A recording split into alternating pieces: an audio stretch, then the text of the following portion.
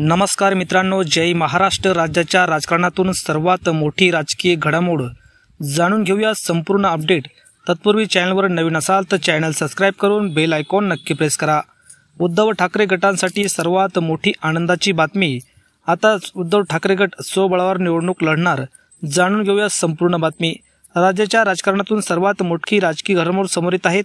सोलापूर जिल्ह्यात काँग्रेसने अपक्ष आमदारांना पाठिंबा दिल्याने शिवसेना ठाकरे गटाच्या उमेदवारांचा पराभव झाला असा आरोप करत ठाकरे गटाने स्वबळावर लढण्याचा निर्णय घेतला आहे।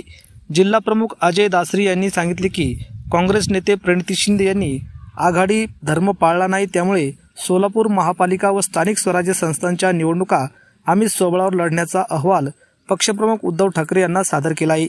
महाविकास आघाडीत फूट होण्याची दाट शक्यता निर्माण झाली आहे। मित्रांनो, आपल्याला काय वाटतं? शिवसेनेच्या या नेत्यांनी घेतलेला निर्णय योग्य आहे का आणि ठाकरे गटाने आता स्वबळावर लढलं पाहिजे का? आपल्या प्रतिक्रिया कमेंटमध्ये नक्की व्यक्त करा।